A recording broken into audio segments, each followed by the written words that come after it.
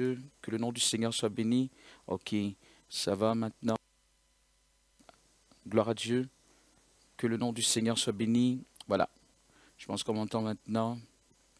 Gloire au Seigneur, voilà. Amen, que Dieu vous bénisse tous et toutes par rapport à cette émission aussi, donc de questions-réponses.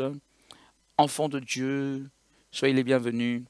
Aujourd'hui, nous traiterons d'un thème autour donc de cette question qui nous a été envoyée par un frère, à savoir, que faire après le baptême dans le Saint-Esprit? En clair, par la grâce de Dieu, j'ai reçu le baptême du Saint-Esprit. D'ailleurs, on donnera en quelques mots peut-être c'est quoi le baptême, surtout quand on répondra à cette première question. C'est-à-dire, pourquoi le baptême dans le Saint-Esprit? Pourquoi le baptême dans le Saint-Esprit? Parce que c'est quand on commence à répondre à cette question qu'on peut savoir quoi faire après le baptême dans le Saint-Esprit. Pourquoi? Le baptême dans le Saint-Esprit vient dans un but bien précis. Le baptême dans le Saint-Esprit, c'est quoi exactement? L'une des premières fois où il est mentionné le baptême, bien aimé, c'est en Actes le chapitre 1. À part cette référence d'Actes le chapitre 1, c'est Jean le Baptiste qui en parle à quelques reprises en disant notamment, et Acte 1,4 nous rappellera ce que Jean le Baptiste disait. Donc allons directement en Actes le chapitre 1, le verset 4, au lieu d'aller chercher les références qui parlent de Jean le Baptiste dans les évangiles. Voilà. Parce que le Seigneur va reprendre ce que Jean le Baptiste disait. Comme il se trouvait avec eux, il leur recommanda de ne pas s'éloigner de Jérusalem, mais d'attendre ce que le Père avait promis. Ce que je vous ai annoncé, leur dit-il, car Jean a baptisé d'eau, mais vous, dans peu de jours, vous serez baptisés du Saint-Esprit. Voilà, c'est une référence à quelque chose comme, c'est une similitude avec ce que Jean le Baptiste disait. Il disait, en parlant de Jésus, je ne suis pas digne de délier la croix de ses souliers. Moi, je vous baptise d'eau, mais lui, il vous baptisera du Saint-Esprit. En Actes le chapitre 1, le verset 8, qui complète ce qu'on vient de lire, on connaît ce passage, on le connaît même par cœur, mais vous recevrez une puissance, le Saint-Esprit survenant sur vous, et vous serez mes témoins. À Jérusalem, dans toute la Judée, dans la Samarie, et jusqu'aux extrémités de la terre. Enfants de Dieu, c'est les versets qui nous parlent de baptiser, être baptisé du Saint-Esprit. Pourquoi le baptême dans le Saint-Esprit? La réponse est donnée dans ce verset que nous venons de lire. Et vous serez mes témoins. Le baptême dans le Saint-Esprit vient pour nous donner, comme le Seigneur Jésus lui-même l'a dit, une puissance. Pas n'importe quelle puissance. La puissance du Saint-Esprit, de Dieu. Dans quel but ou qu'est-ce que le Saint-Esprit peut nous apporter? Déjà, Jésus a répondu. Un élément fort, c'est « et vous serez mes témoins ». C'est-à-dire que vous aurez la force de pouvoir parler de moi. L'un des premiers buts pour donc lequel le Saint-Esprit descend dans sa plénitude. Donc voilà, on ne va pas refaire tout l'enseignement, si vous voulez, sur le baptême de Saint-Esprit. Quelle différence il y a entre la plénitude de l'Esprit et puis la nouvelle naissance, par exemple. Ça, c'est d'autres considérations un peu en amont. Mais nous n'avons pas le temps de les aborder aujourd'hui. L'un des buts pour lequel le Saint-Esprit descend dans sa plénitude, donc le baptême, c'est nous remplir de force pour pouvoir annoncer Jésus. Parler de Jésus à n'importe qui, dans n'importe quelle considération, dans n'importe quelle situation. C'est l'un des buts de la plénitude de l'Esprit. Une puissance, une force du témoignage de Jésus. Mais il y a d'autres buts importants qui vont plus ou moins dans le même sens. Parce que pour pouvoir parler de Jésus à quelqu'un, en principe, il faut connaître un tant soit peu les voies de Dieu, les voies de ce Jésus. Il faut connaître les voies de ce Jésus ou du Seigneur Dieu dans sa parole. Donc, l'un des buts sous-jacents également du baptême dans le Saint-Esprit, de la plénitude, c'est de nous donner la compréhension spirituelle des choses. La compréhension spirituelle de la parole de Dieu et même de pas mal de choses qui nous entourent. Le Saint-Esprit nous enseigne sur les voies de Dieu. Et donc, le plus que nous sommes remplis de l'Esprit, le plus notre esprit est ouvert sur les réalités des choses de Dieu, des réalités spirituelles d'une manière générale, et nous les comprenons selon la vérité de Dieu. Pas comme on voudrait. Celui qui n'a pas le baptême dans le Saint-Esprit a très souvent des interprétations de la parole erronées. Erronées dans le sens, pas parce qu'il est foncièrement faux ou fourbe, pas parce qu'il veut tromper, mais parce qu'il n'a pas, j'allais dire, la clairvoyance ou la compréhension spirituelle des choses, dans le sens spirituel du terme, et même dans le sens divin. Donc, le baptême dans le Saint-Esprit nous donnera, par exemple, également, donc, la force de prier. C'est important. La prière, pourquoi est-ce que c'est important? Parce que lorsqu'on parlera, on va parler dans quelques minutes de servir le Seigneur notamment, et j'expliquerai pourquoi. Mais on ne peut pas servir le Seigneur sans prière. On ne peut pas avoir la force de se supporter soi-même spirituellement et de supporter d'autres personnes sans prière. Donc, déjà, le simple fait que la plénitude nous donne la force de prier. À la différence de ceux qui n'ont pas la plénitude, ils veulent parfois prier, mais ils n'en ont pas la force. Ils peuvent se mettre à prier et il y a toutes sortes de choses qui viennent pour les... Ils ont un zèle au début. Aujourd'hui, je vais prier, je vais prier, je vais prier. Et dès qu'ils commencent, il ne sait pas ce qui se passe. Ils sentent de la lassitude, ils sentent de la paresse, ils sentent de la lourdeur dans son esprit. Tout ceci, ce sont des choses spirituelles qui peuvent se manifester contre lui. Pourquoi? Parce qu'il n'est pas rempli de l'esprit. Et dans la foulée, l'un des avantages de la plénitude de l'esprit, c'est le fait de chasser les mauvais esprits. L'onction du Saint-Esprit nous donne la capacité de chasser les mauvais esprits. Naturellement, lorsque nous ordonnons à ces esprits de partir, l'onction du Saint-Esprit qui est sur notre vie se déploie en conséquence. Je ne suis pas en train de dire que tu es rempli du Saint-Esprit, tu n'as rien à faire. Nous sommes remplis du Saint-Esprit et nous parlons, nous commandons et cela se fait ainsi. Et quelqu'un qui n'a pas la plénitude de l'Esprit, il aura tendance à être un jouet, malheureusement il faut le dire, dans les mains des mauvais esprits. Il n'aura pas la force de chasser les mauvais esprits, il n'a pas l'onction, la puissance. Rappelez-vous que les mauvais esprits sont des esprits.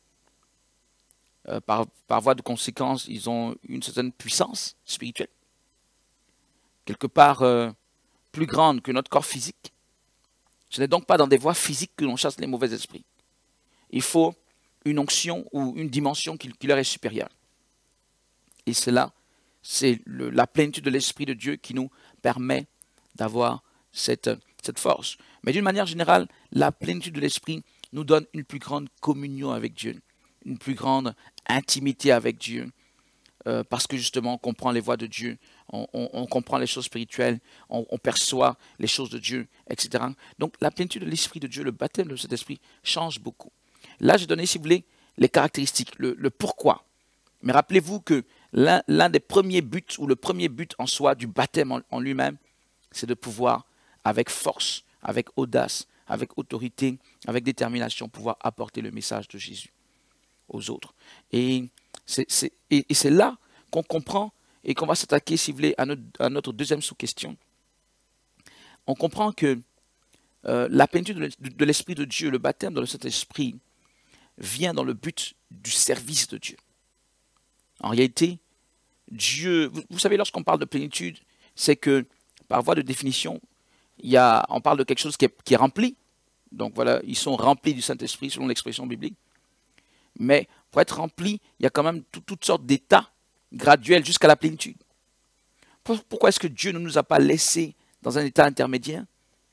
Donc dans des états intermédiaires, on expérimente des choses de Dieu. Mais pour expérimenter Dieu dans toute sa gloire et surtout pouvoir impacter la vie d'autrui, pas seulement expérimenter pour nous-mêmes, mais que ces expériences puissent être de nature à impacter d'autres personnes, c'est en cela que Dieu nous destine à avoir ce niveau maximal qui est la plénitude du Saint-Esprit. Donc cette plénitude, cet état maximal de l'onction du Saint-Esprit dans notre vie, c'est pour servir. Alléluia. Donc on s'en va à la deuxième question qui est comment, avec donc le baptême dans le Saint-Esprit, servir le Seigneur Jésus-Christ. Car, enfant de Dieu, c'est l'une des réponses à quoi faire après le baptême. Le baptême ne vient pas pour qu'on se sente simplement mieux. Le baptême ne vient pas pour que, allez, on regarde la télévision avec ou on fasse quoi. Le baptême vient dans le but de manifester la gloire de Dieu, dans le but de convaincre les hommes, dans le but de servir Dieu, dans le but de témoigner. Amen. Donc, dès ce moment, on t'a donné un outil pour un but. Dieu s'attend à ce que, recevant cet outil, c'est-à-dire le baptême de Saint-Esprit, il te trouve à faire ce pourquoi cela t'a été confié. Et la question, c'est comment servir Dieu avec la plénitude du Saint-Esprit concrètement. Enfant de Dieu, il faut savoir que dans la plénitude de l'Esprit, lorsqu'on parle du baptême de Saint-Esprit, il y a deux éléments. L'Esprit de Dieu vient, je pense que je ne suis peut-être pas entré dans trop de détails, mais on se comprend. J'ai parlé de plénitude. Le baptême égale plénitude du Saint-Esprit. Donc c'est l'état où on est rempli du Saint-Esprit. Mais qu'est-ce qui nous est communiqué fondamentalement? Il nous est communiqué d'une part l'onction du Saint-Esprit, d'autre part quelque chose de très proche. Ce sont les dons spirituels.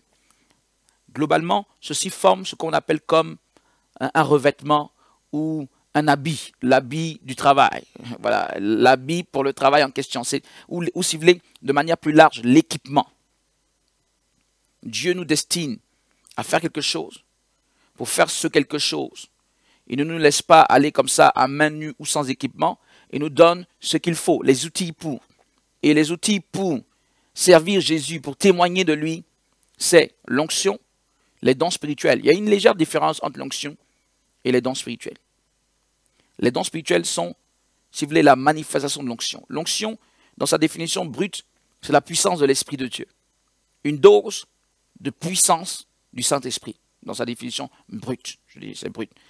Il y a quelques petites nuances, on aurait pu aller là-dedans, mais contentons-nous de cette définition brute. L'onction, c'est la puissance du Saint-Esprit, c'est une portion, une dose d'huile sainte, spirituelle, donc le Saint-Esprit, sur la vie d'une personne, notamment, ou parfois sur des choses, parce que l'onction peut être également sur des choses.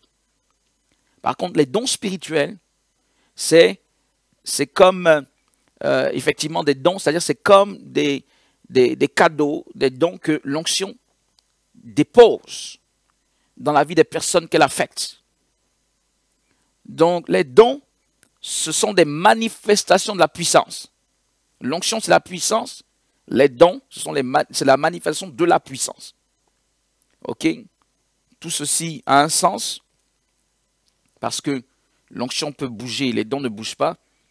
Mais on ne va pas rentrer dans ces détails-là aujourd'hui. Simplement, sachez que Dieu nous donne son onction, c'est un revêtement, son onction, pour pouvoir témoigner.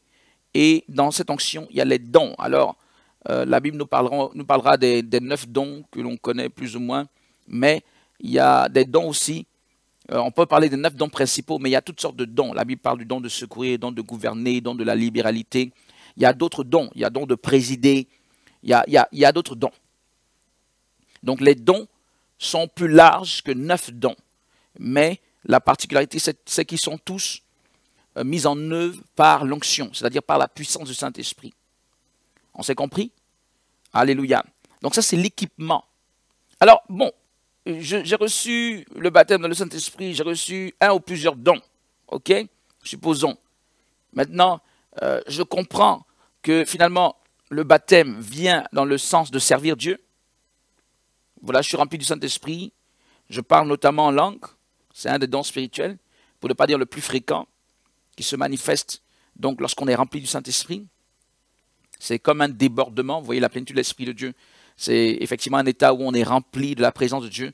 Et effectivement, cela sort très régulièrement par notre bouche, en une langue nouvelle. Ça, c'est le parler en langue. Mais finalement, avec tout cet équipement, qu'est-ce que je fais concrètement?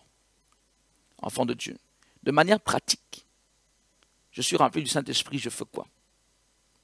Bien-aimé, il faut servir le Seigneur. C'est là où on aborde la question de Avec tout cet équipement, on fait quoi? Comment est-ce qu'on sert le Seigneur? Servir le Seigneur est assez simple. Servir le Seigneur revient finalement, d'une part, soit à conduire les personnes, toute personne que nous servons de la part de Dieu, soit à conduire ces personnes à Jésus, donc les conduire au salut, ou soit maintenir les personnes dans le salut. Il n'y a pas 10 000 cas de figure. Il y a 2 cas de figure possibles. Servir le Seigneur, c'est à l'attention d'autres personnes. C'est toujours le cas. Quand on parle de servir Dieu, c'est toujours, je sers Dieu en faveur d'autres personnes. On ne se sert pas soi-même, on n'est pas comme ça, seul comme ça, sans qu'il n'y ait... Si tu fais des choses qui n'ont pas attrait à d'autres personnes, c'est que tu ne sers pas déjà. Tu ne sers pas le Seigneur. Quelqu'un va dire, ah, j'adore Dieu. Adorer Dieu n'est pas servir Dieu. Adorer Dieu, c'est être dans l'intimité avec Dieu. Mais servir Dieu, c'est se positionner de la part de Dieu. C'est ce qu'on appelle le service. Vous voyez bien, servir, c'est quand même communiquer quelque chose ou donner quelque chose. Donc, c'est se placer de la part de Dieu dans le but d'aider quelqu'un d'autre. Ça, c'est le service. S'il n'y a pas une personne que l'on aide, une ou plusieurs personnes que l'on aide d'une manière ou d'une autre, de la part de Dieu, on ne sert pas Dieu.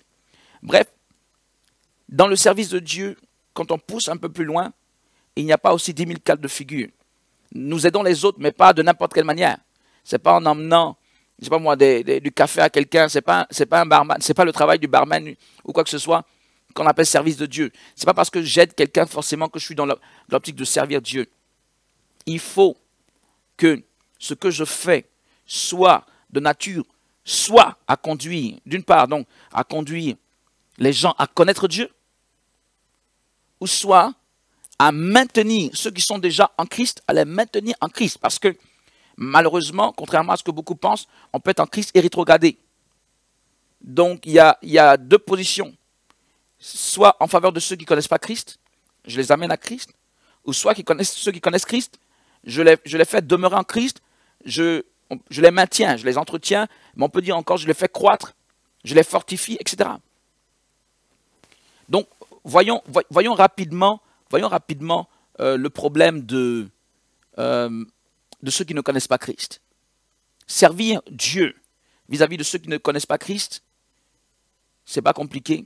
Enfin, dans le concept, c'est pas compliqué. Ça revient finalement à ce que le Seigneur lui-même disait, à témoigner, c'est-à-dire parler de Jésus aux gens qui ne connaissent pas Dieu. Dès que tu commences à parler de Jésus à quelqu'un qui ne connaît pas Dieu, tu es dans la position de servir Dieu. Et puis, un peu plus loin, c'est lorsque tu aides des personnes effectivement qui sont peu affermies à aller jusqu'au salut. Même pas peu affermies, des gens même qui ne connaissent pas Dieu, mais qui commencent, si vous voulez, ils commencent à se rendre compte que Dieu existe, ils commencent à se réaliser la personne de Jésus. Il y a ce travail que tu peux faire pour toujours plus les affermir dans le sens du salut, pour aller au salut, pour qu'ils donnent leur vie à Christ. Ok? Donc ça, c'est pas compliqué. Écoutez-moi bien, tandis qu'on y est, je le répète, ce n'est pas parce qu'on aide n'importe qui, dans n'importe quelle situation, qu'on sert Dieu. Parce que il y a des gens qui se sont dit, ok, si j'aide mon frère, qui me demande de l'argent, je sers le Seigneur. Si le nom de Jésus n'est pas évoqué, s'il n'y a pas une gloire de Jésus, si il n'y a pas cet effort de lier ces actes d'aide au fait de conduire ces personnes à Christ, on ne sert pas Dieu.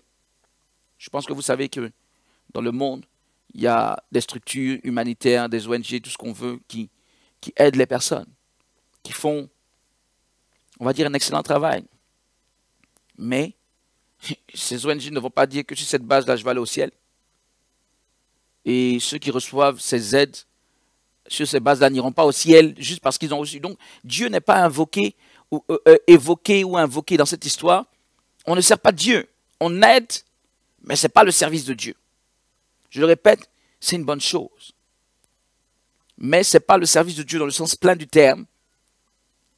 Et un chrétien doit bien comprendre que ce n'est pas en faisant tout forcément qu'il sert Dieu. Il faut que dans ton action, il y ait le nom de Dieu qui soit plus ou moins invoqué ou lié. Il est vrai que si tu aides quelqu'un et que cette personne sait que tu es chrétien, sans même que ce jour tu n'aies évoqué le nom de Jésus, effectivement, cette personne pourra lier, bon c'est bon de parler de Jésus automatiquement, mais cette personne pourra lier effectivement ton attitude au fait que tu sois chrétien. Et effectivement, cela peut s'apparenter à servir le Seigneur, effectivement. Mais dans l'absolu, on ne peut pas prétexter que, allez, j'aide les gens, je ne dis jamais le nom de Jésus, mais si je les aide et ils ne te connaissent pas non plus, je sers Dieu. Ok, je pense que quelqu'un m'a compris. Du côté des enfants de Dieu, donc de ceux qui connaissent déjà le Seigneur, on sert Dieu effectivement de leur côté lorsque, d'une manière ou d'une autre, on les encourage dans la foi. Lorsque, ça c'est premièrement. Deuxièmement, lorsqu'on les édifie, donc on les fait croître dans leur connaissance de Dieu. Vous savez, encourager quelqu'un, c'est le fortifier. C'est, oui, l'encourager, on va dire peut-être le booster, vous voyez. C'est important, c'est pas rien du tout. Encourager les personnes, c'est important. Ça fait partie du service de Dieu. Parce que justement, quelqu'un qui est découragé peut rétrograder. D'une part, on peut les édifier, c'est-à-dire les enseigner. Les enseigner, donc on les fait croître spirituellement, on les édifie. Et bon, c'est au sens large, hein, parce qu'il y a le ministère de l'enseignement, de l'enseignant, il y a le ministère du pasteur. Même le prophète, dans une certaine dimension, la Bible parle du prophète en disant que celui qui prophétise édifie. Également, donc c'est l'édification au sens large. Ce n'est pas seulement l'édification en termes purs et durs d'enseignement. Et en dernier lieu, servir le Seigneur auprès de ceux qui connaissent Dieu et aussi les soutenir spirituellement, les assister spirituellement.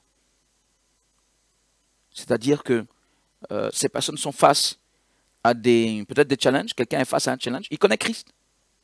Ce serait faux de dire que dès qu'on connaît Christ, tous nos problèmes disparaissent. Donc, quelqu'un connaît Christ, mais il est face à certains challenges auxquels donc il a des difficultés à faire face seul.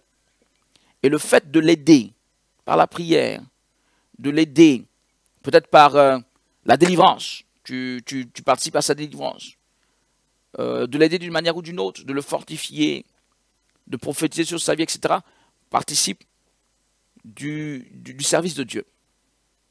Donc, en dehors de ces deux cas de figure, c'est-à-dire conduire les gens à Christ ou maintenir les gens à Christ, maintenir les gens dans la vie chrétienne, il n'y a pas de service de Dieu. Enfant de Dieu, conduire les gens à Christ ou maintenir les gens à Christ, en dehors de ça, il n'y a pas de service de Dieu. Tu peux être le plus grand chanteur au monde, avoir la plus belle voix ou je ne sais pas quoi. Si dans ta voix, je veux dire, qui touche les gens, supposons, parce que bon, le Seigneur a créé des belles choses, donc il peut y avoir des voix en elles-mêmes déjà qui touchent le cœur. C'est vrai, c'est Dieu qui a créé toutes choses, donc parfois sans invoquer le nom de Dieu, quelqu'un peut chanter et tu vas être touché. Mais ce n'est pas parce que tout le monde pleurera lorsque tu chanteras, supposons, que tu diras, je fais l'œuvre de Dieu. Il faut que dans ta chanson, avant, pendant ou après ta chanson, d'une manière ou d'une autre, le nom de Jésus soit invoqué et que tu travailles à conduire les gens à Christ. Soit, concrètement, sachant cela, que fait-on, enfant de Dieu? Alors, j'ai l'équipement,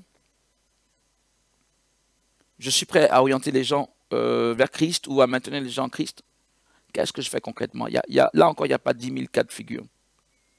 Il y a des choses que l'on peut faire individuellement, il y a des choses qu'on peut faire collectivement. Il faut savoir ce à quoi Dieu t'appelle. Généralement, il serait bon, après le baptême du Saint-Esprit, de te joindre à une communauté, à une assemblée. Et je veux bien supposer que tu étais dans une assemblée lorsque tu as reçu le baptême du Saint-Esprit. Mais supposons que ce ne soit pas le cas. Il serait bon de te joindre à une assemblée ou à un groupe de personnes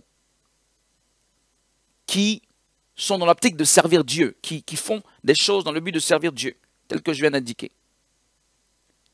il est vrai que dans quelques cas, Dieu, assez exceptionnellement, ça se fait quelquefois, mais ce n'est pas tant que ça la règle, comme on le croit. Dieu peut demander à quelqu'un qui vient de recevoir le baptême de cet esprit, exceptionnellement, de démarrer quelque chose. C'est assez exceptionnel. C'est assez exceptionnel. Quand je dis démarrer quelque chose, je veux dire démarrer l'œuvre de Dieu comme ça seul. Ce n'est pas impossible. Ça se fait. Mais c'est plus exceptionnel ou occasionnel qu'on ne le croit. Pourquoi je le dis? Parce que beaucoup pensent que dès qu'on a le baptême dans Saint-Esprit, c'est fini. Je n'ai besoin de personne. Je me lève, je fais l'œuvre du Seigneur. C'est là qu'il y a les plus grandes déconvenues, les plus grandes désillusions. Parce que faire l'œuvre du Seigneur, c'est se lever contre les puissances des ténèbres qui sont dans ce monde.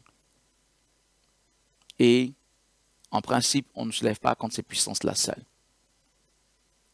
Parce que dans les lois spirituelles, dans les principes spirituels, deux peuvent faire beaucoup de choses, mais un seul, on peut être très court. Donc, vous voyez, un seul, on peut être dans l'échec, quoi qu'on soit dans la vérité, tandis que deux qui sont dans le même focus, mais parce qu'ils sont simplement deux, ils peuvent faire basculer les choses en positif. Là où un seul était court et n'arrivait à rien faire spirituellement, n'aboutissait pas. C'est ce pourquoi, la plupart du temps, quand le Seigneur t'appellera, quand le Seigneur te remplira de son esprit, il te conduira à te joindre à d'autres personnes. Je dis bien que rarement il te demandera de fonder quelque chose tout seul, ou s'il te demande de le faire, c'est que dans tous les cas, dans un temps relativement court, il emmènera d'autres personnes pour te soutenir. Des personnes capables, des personnes effectivement qui ont le même focus, bref, des personnes qui pourront s'assembler avec toi. Sinon, je tiens à vous le dire, que ça soit clair pour tout le monde, la plénitude du Saint-Esprit, c'est vrai, nous rend exaltés, on se sent tellement fort, parce que je vous ai dit, elle nous donne la force de pouvoir témoigner. Donc c'est une puissance, Jésus l'a expliqué. Le Saint-Esprit qui survient, on a tout de suite cette pensée de ce que je peux tout. Lorsque le Saint-Esprit descend sur la vie d'une personne, c'est un peu comme ça. Je peux tout, je suis capable de tout. Et effectivement, cette personne n'est impressionnée par rien du tout. Soit c'est un fait, mais ça ne veut pas dire que dans la réalité des faits, seul, je veux dire seul, tu pourras tout. Seul, la Bible dit deux valent mieux qu'un, parce que seul, tu peux être super, hyper attaqué. Et comme tu n'es qu'un homme et qu'il n'y a personne pour te soutenir dans les moments où tu te sens un peu mal, c'est pourquoi la Bible dit que deux valent mieux qu'un. Comme tu es seul, en effet, les démons peuvent t'attaquer et te mettre la pression. Et tu peux ne pas bien te retrouver, etc. Et ils vont trouver des failles jusqu'à toi. Donc, enfant de Dieu, généralement, Dieu nous demandera d'intégrer une assemblée ou un groupe. Quelquefois, il nous demandera de nous lever seuls comme ça. Mais quoi qu'il en soit, même dans un groupe, n'oublions pas que lorsque nous servons collectivement, c'est chacun de nous qui doit servir le Seigneur correctement. Ça veut dire quoi? Ça veut dire que je me mets dans l'optique de conduire les âmes au salut. Je me mets dans l'optique de les accompagner au salut. Ou bien je me mets dans l'optique d'édifier des gens. Alléluia, de les édifier, de les soutenir spirituellement, etc. Déjà, soutenir des personnes, on peut soutenir une personne quand on est deux, on peut soutenir des personnes dans le cadre d'un groupe, d'une cellule de maison, souvent on dit église de maison dans certains cas. Dans notre cas, on parlera de groupe de réveil. On peut servir le Seigneur effectivement dans le cadre d'une église, donc dans un cadre un peu plus grand, d'une église dans le sens... Voilà, un peu plus que 10 personnes ou 20 personnes, donc église plus large. Mais ce que je veux vous faire comprendre, c'est que on ne sert pas le Seigneur de manière théorique. Lorsqu'on a l'onction, on ne sert pas le Seigneur de manière théorique. Il faut qu'il y ait une œuvre que nous apportons de la part de Dieu à d'autres personnes. Soit pour les édifier, soit pour les encourager, soit pour les soutenir spirituellement. Il faut. Si tu ne te retrouves dans aucun de ces cas, tu n'encourages personne, quelqu'un n'encourage personne, tu n'édifies personne, et tu ne soutiens spirituellement personne, Alors là, et que tu es là simplement, ce que je veux dire, le baptême de Saint-Esprit, c'est pas le parler en langue, c'est un élément du baptême, mais c'est pas le but. Le parler en langue est comme un moteur, mais c'est pas le but. C'est un moteur pour atteindre le but. Tu ne peux pas rester à ce stade, d'être seul, parler en langue, supposons toute la journée, et n'encourager personne, n'édifier personne, ne soutenir spirituellement personne, et tu vas dire, je sers le Seigneur. Ok? Enfant de Dieu. Terminons sur ce troisième point, cette troisième question.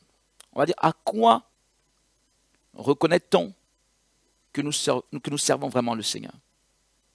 À quoi reconnaît-on que notre baptême dans le Saint-Esprit a atteint, je peux dire, toute son utilité? La vérité, c'est que, enfant de Dieu, autant vous dire à tous que le Seigneur est très pratique et il n'est pas théorique. Plusieurs paraboles, nous le font comprendre. Par exemple, la parabole d'un maître avec ses deux enfants où l'un dit « je vais aller mais il n'y va pas », l'autre qui dit « je ne vais pas le faire mais qui le fait ». C'est celui qui a accompli sa volonté, qui est retenu, pas seulement celui qui a parlé, même si, et même que celui qui a accompli la volonté avait mal parlé au début, c'est parce que le maître retient.